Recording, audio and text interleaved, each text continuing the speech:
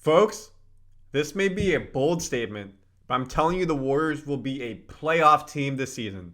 Not in the play-in, not missing. They will be a top 6 seed. It's because of, one, we saw what Steph Curry did in the Olympics, the final 2 games, still out there. But 2, how we retooled this team to have more depth and be better all around. And there's 2 key players, one who's currently on the Warriors and one who was brought in the offseason who are going to make a major difference.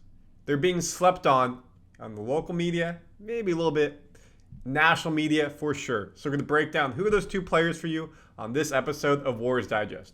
Randy Silver here. Thank you for subscribing. Thank you for saying you love the Steph Curry videos and me going wild.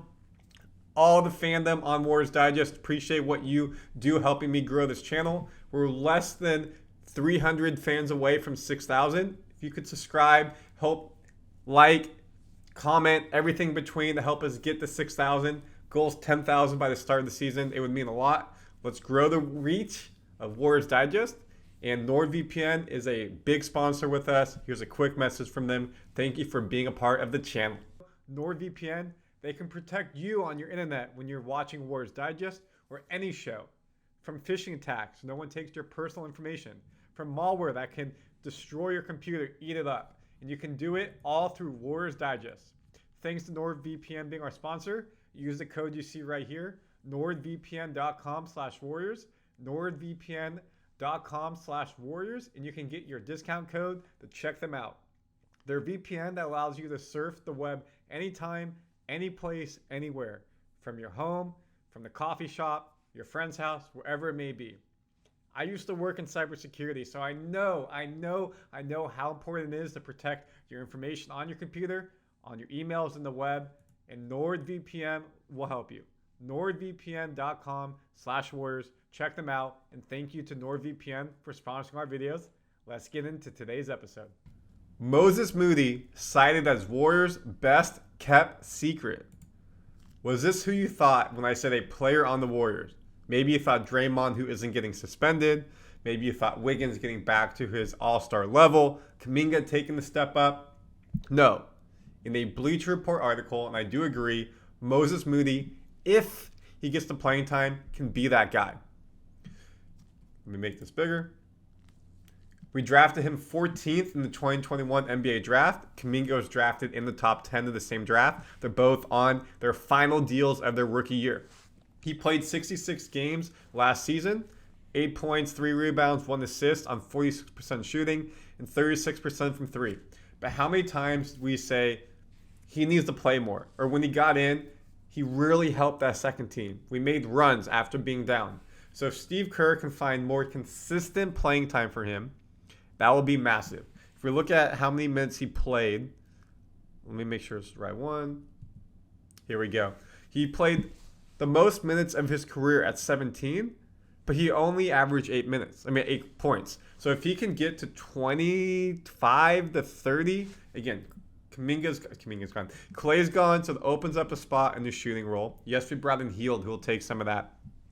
Waters is there. But if Moody can get more playing time, I expect him to be around 13 to 15 points. I think his rebounds will go up to 5. He loves to hustle.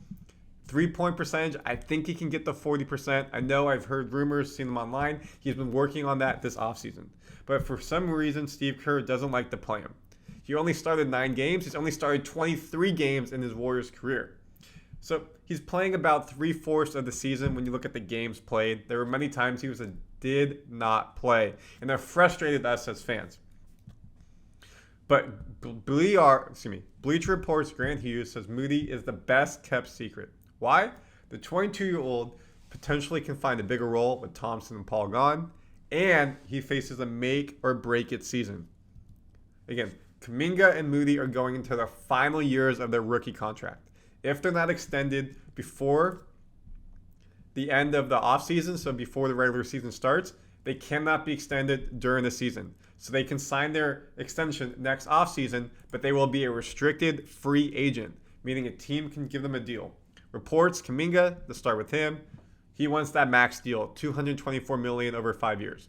Moody, I've seen reports put here, 10 to $15 million in that range. So say 4-year deal, 10 million, 40 to 60 million for a role player in the NBA. That's very fair money. Now, is Steve Kerr going to play him and give him an opportunity? He has ideal wing size. He's good length of a defender. He shoots 3 at 36%. I think he can get to 40. But the question is, can they play him? Can they find the space for him on the floor? You brought in Melton, who's your backup point guard behind Curry. You got Hield at the 3. Anderson will play 4 behind Draymond. Podziemski's at the 2. So can Moody slide in 2-3 and be a small 4 anywhere? Kuminga's going to be there. We look at the lineup again. Oops. Wrong thing. Curry's your 1. Wiggins, again, I'd even mention him playing in at the 3 with Kuminga. Draymond 4. GP2, your backup 1 or 2. Probably more of a 1 because he doesn't shoot the ball terribly well. Needs to get better. Looney, you're big. Kuminga at the 3. Could be 2. Moody, 2-3, maybe 4. Podziemski 2. Waters is a shooting guard. Trey Jackson-Davis, big man. You haven't even brought up Santos. What's going to happen with him around the 4? And then Anderson, 4. Beekman, backup point guard, 2-way player. Hield, your 3. Melton, your 1. Your potential 2. So it's a crowded field. Moody, what we're going to see in this training camp is going to be big. Will he get playing time during the preseason, in the early part of the season? If he is he making use of that? If he's not, then expect him not to be in the regular rotation. He's got to make 40% from 3. He's got to be around 15 points.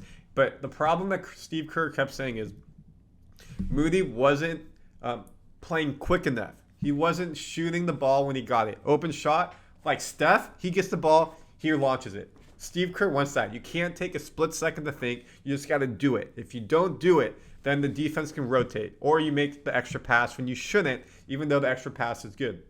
On defense, he was late on rotation sometimes. He wasn't switching correctly. He wasn't keeping players in front of him. Steve Kerr said he wasn't reliable to be played. So these are things he's working on the offseason. And if he can do this, then he is a sleeper player. He will not be an all-star because he won't play enough, but he can be a very dependable role player. Think of Sean Livingston from the back in the day. Think of Andre.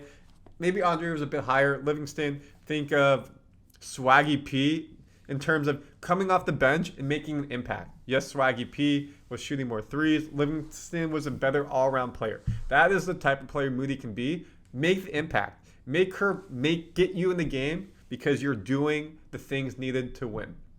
If he doesn't, then you know what? He's in the final year of his contract, and he may be going to a new team. And that's fine. That means, it's not fine. I'd like to keep him. But the question is, who would that team? Who's going to pay him? So he's going to be playing really hard to prove that he deserves a bigger second deal. And the other part we haven't even talked about is, will he be traded? We know he was in the conversations for Lauri Markkanen.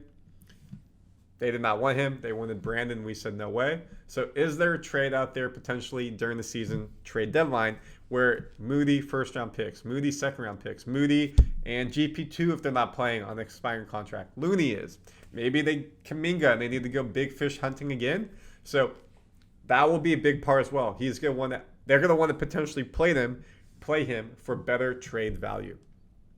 And how will the new coaching staff of Terry Stotts and Jerry Stackhouse, who are focusing on offense, Terry and Jerry on defense and player development, help Moody? So if Moody can make a jump, this is big. I think he has opportunity to do it, and that's why he's a sleeper. And then on the other side, there's this recent Warriors edition labeled as best new weapon. Who do you think that is? During another Bleacher Report article, Dan Favell, I think I said that correct, D'Anthony Melton as the best new weapon. He's a two-way guard, thrives as a primary point of attack defender, so great, will help us guard point guards behind Steph. He could potentially play 2 next to Steph as the main focal point guarding Ja Morant. Any other point guard in the NBA, you're looking at Brunson. If you look at the West, maybe Murray, but Murray might be a bit too high. But you get what I'm saying. He can help play next to Steph to take some of that pressure off of Steph. He's on the defensive side. He's a reliable scorer, averaging 41% from the field and 37% from the perimeter throughout his career. He's only 6'3", But the 26-year-old can defend guard positions in a bunch of different wings. So he can even get up and on switching, which we know Warriors love to switch a lot. So that's big for us. He saw reps against Cade Cunningham, which he's a big boy. Edwards, we know what he can do. Tatum last season alone. His Melton screen navigation is relentless, so he's able to go above or below the screen. And he's opportunistic in passing lanes with help. Never mind loose handles and high dribbles. Even those with inevitable ball control aren't safe from turnovers around him. And we know the Warriors, they turn their ball over a lot. So when Melton played us, he was able to get turnovers. Now the problem is, let me go back to here. He did not play a lot last season. He was dealing with back injuries. He still averaged 11 points, so double-digit figures in 38 games. He was supposed to be a starter for Philadelphia. Look at the season before in 2022. Started 58 of 77 games. So in a full season, he averaged 10 points, 2.5 assists, rebounds 4, and he shot 42% from the field, 39% from 3. His best three-point shooting was 41%. So he was a high 30, low 43%, 3% shooter. And that is big for the Warriors. We know Hield will come in, be in the corner, side angle of the top of the three. But if Melton can play some point guard for us, backup point guard, and be a threat, coming off the pick and roll with Trace Jackson Davis, with Looney, potentially Quentin Post, be able to pick and pop. So if the team sags, he shoots. If they don't sag, he can get to the basket, alley-oop, pass it off. But on defense, being able to help stop the bleeding when Steph isn't playing and be a strong defender or play alongside him will be big. So I expect him, if Steph is hurt, either A, Brandon becomes your 1, and then you switch the lineup a bit. Maybe you put Kuminga 2, Moody 3, and then Draymond 4, Trace Jackson Davis 5. Maybe you put Kuminga 2, Hield in, or maybe you put Melton 1, Brandon 2, Kuminga 3. Again, Wiggins in there. So he gives you versatility because he can play defense and offense. So the question is, if his back is okay, expect him to have a big year. That is per Bontemps with ESPN. I could see Melton starting at the shooting guard spot because he's a dynamic defender and is a borderline 40% three-point shooter. So he could be a 2 or a 3 in this offense again. I see maybe more of a 1, but we'll see what happens because you push Brandon the 1 and Melton the 2 if Steph is out, and hopefully he's not out. So Melton, 1, if he's healthy, is a big player for this offense, for this defense. And 2, Moody, the player on this team in a prove-it year, can step up. And if he steps up, those players, Anderson coming in, Hield coming in, Steph playing his game, we saw what he can do. Again, Wiggins taking himself back to all-star level, Draymond not getting himself off the court. We have a pretty good team. TJD, Kuminga, didn't even mention them, Brandon, of course. So comment your thoughts. Again, the big thing here, I think we're a top 6 team in the Western Conference if we play to our potential, everyone's healthy, with Moody and Melton doing what they can do. Let me know your thoughts. Subscribe to Warriors Digest, and we'll see you on the next episode.